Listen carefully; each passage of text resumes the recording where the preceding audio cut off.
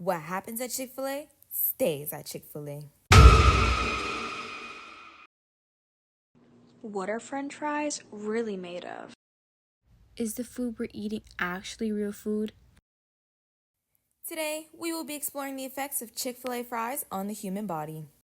By making our own fries, we will determine whether or not Chick-fil-A fries can truly be trusted to be natural and worth purchasing. Here is our experiment. We will purchase Chick-fil-A fries and make our own at home to compare the two and see if there's a significant difference between them.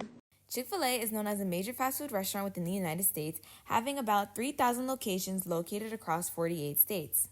According to their website, Chick-fil-A U.S. French fries are made from whole potatoes, a blended cooking oil, dextrose for color, sodium acid pyrophosphate for color retention, salt, and natural beef flavor, which contains wheat and milk derivative. Sodium acid pyrophosphate is a synthetic inorganic phosphate salt used primarily as a leavening agent, preservative, and buffer in the food industry. It appears as an odorless, white, and water-soluble powder. This ingredient is known to prevent darkening and reduce the formation of acrylamide during cooking. The most severe risks apply to individuals with kidney dysfunction. Impaired kidneys cannot filter excess phosphorus, leading to a dangerous blood buildup that can cause cardiovascular disease, hardening of the arteries, and organ calcification. Consuming too many phosphate-heavy additives without enough dietary calcium can alter the body's calcium-phosphate balance, potentially leading the body to pull calcium from bones, which weakens them over time. While these ingredients are approved for use in food products, some consumers question whether a food with multiple additives can still be considered quote-unquote natural. To investigate this question, we designed a simple experiment. We purchased a serving size of Chick-fil-A fries and prepared homemade fries using fresh potatoes, olive oil, and a small amount of salt. Both batches of fries were placed in identical containers and left under the same conditions, room temperature. For more than a week, we documented any visible changes in appearance, texture, smell, and decomposition. Our goal was not to prove that one fry is dangerous and the other is healthy. Instead, we wanted to see whether there were noticeable differences in how each product aged over time. Day 1. Our experiment started during a heat wave, so an attempt was made to keep the fries at room temperature. However, the temperature probably did fluctuate in both locations. Anyway, at first glance, the fries appeared very similar. Both were golden brown and had a familiar potato smell. As the days passed, both of the fries started releasing moisture. The Chick-fil-A fries also changed, but at a different rate. Instead of growing mold, they became rubbery. The homemade fries started to become unusually moist and extremely soft, showing how environmental conditions can affect how food decomposes. 5 days later, we were presented with unexpected results. The fries ended up molding after a week, which was unexpected due to the preservation of fries at Chick-fil-A and other fast food restaurants across the country. The homemade fries were not necessarily moldy, but the texture was very soft and was easy to squash. One of the biggest questions consumers ask is whether fast food contributes to long-term health problems. According to the health experts, regularly consuming foods high in calories, sodium, and unhealthy fats may increase the risk of obesity, heart disease, and type 2 diabetes. Type 2 diabetes occurs when the body becomes resistant to insulin, causing blood sugar levels to rise. While no single food directly causes diabetes, diets high in processed foods and excess calories can contribute to the risk. A medium order of Chick-fil-A fries contains hundreds of calories and significant amounts of sodium. Like many fast food items, moderation is often recommended. Homemade fries can also be unhealthy if they are deep fried or heavily salted. The difference often comes down to preparation methods and portion sizes. This raises an important question. Are consumers fully aware of what they're eating? To gain more insight, we attempted to contact individuals connected to Chick-fil-A operations, including employees and management. Hi, my name is Kylie Walker. And I'm Annalise Jacobson, and we're doing an interview about homemade food compared to fast food restaurants. So we have Kelly Garcia here who works at McDonald's, and she's going to share her day at work. So, hi Kelly. We have like a few questions for you. The first one is, where do you work? Obviously. I work at McDonald's. I specifically work in the location in Old Bridge on like Route 9. Okay. And what's a day at work for you? A day at work for me. So I work front counter, back cash, as well as the window. So for front counter, you obviously like take orders and give out orders to the people inside the store. For the window, you give out the drive-through orders. And then for back cash, that's how you're taking orders with the headset. You work the drive-through. Along with this, we all have to like work in the front and like put the food, bag the food, as well as make the fries. Okay. And what's the process of making each food, like most popular meals you have? I have not learned kitchen yet. I am learning it like probably next week. Because now I'm a crew trainer, so obviously I have to like learn everything from the store.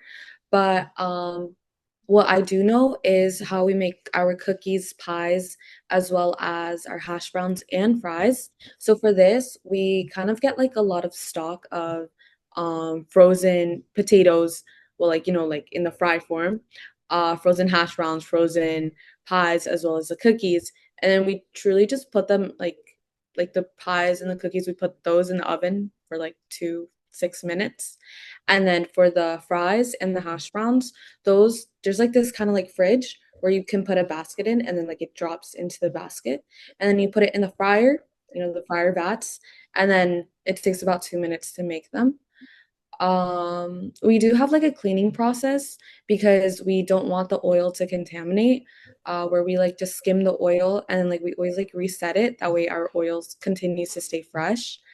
But yeah, that's truly it. So, how Um, long do like the frozen fries stay in storage?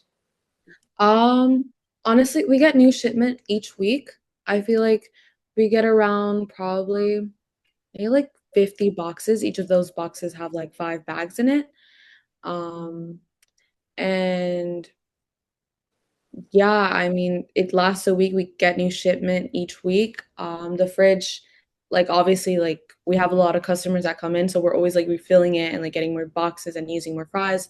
So I feel like they do kind of stay as fresh as possible, but obviously we don't always use all of the 50 boxes that we get in each shipment.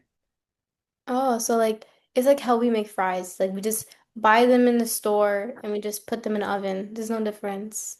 Exactly, yeah. Do you get to see the ingredients on the packages? Unfortunately, no. I think more of the kitchen crew get to see that because I work at the front, so I don't really work on stocking and actually making the food. But obviously, they do have, I think, an ingredient list as well as like how long they are good for. That's why, they kind of have like the weekly shipment, weekly usage Oh, thing. wow. So I had a question about so McDonald's is like very famous for their salt, like on the fries. Yeah. So I was wondering if there was anything special about the salt, or it's just like regular salt that like Honestly, every. it's just regular salt. I'm actually gonna try to pull up the company. You can honestly get the salt at Walmart if I'm being honest. Um, Do you know like how, I don't know if this was stated, but do you know how long like each package of fries, for example, stays in that freezer? And is there like a limit to how long you could use it? Or like, are you like, you know? I mean, like from what I know, obviously I don't work on stock or I'm not a manager, so I'm not really aware of like the process of the fries and how long they're good for. But I know that we do get through like all at least 45, 40 boxes per week. Okay. So those 10 boxes, I think they would go to waste because obviously we don't want to sell people bad fries. I mean, once it has happened before, where somebody just filled the fridge with like one of the old boxes, and obviously the fries they were like contaminated, so obviously we couldn't use that. So with the boxes that are left over, like we just put them into waste. Going along with the salt, we just use Morton salt, this salt, Hmm. or you can get that like at any supermarket or All anything. right. And the last question I have for you is, after working in McDonald's, would you actually want to eat their fries or any of their products? Low key, like, yeah, I don't see a problem with it, although people do say like about like the grease and stuff like that. I mean, personally, I don't like burgers. So I always like go towards like chicken or the fries. But knowing how I do it, which I make sure I try to do everything clean, I would hope everybody else does the same thing. I mean, at least in my location, I already know everybody there. They follow all the safety protocols. So, despite it being kind of like an unhealthy fast food, I wouldn't recommend to eat it every day. But like once in a while, I mean, at my location, like I would suggest, yeah, it's okay. All right. So thank you so much for your time and Thank have a nice you. day. Um, So, what did our experiment reveal? First, both products are undeniably made from real potatoes. Secondly, Chick-fil-A fries contain additional ingredients that help maintain color, flavor, and consistency.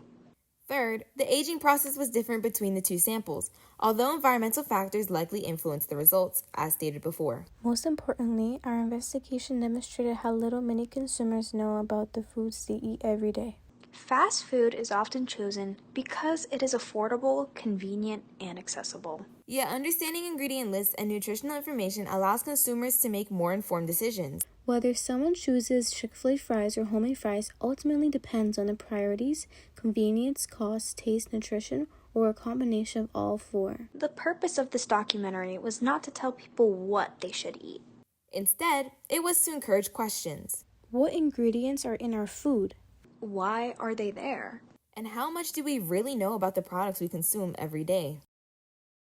Chick-fil-A fries and homemade fries may start with the same ingredient. A potato. But the journey from farm to plate can look very different. The choice is yours.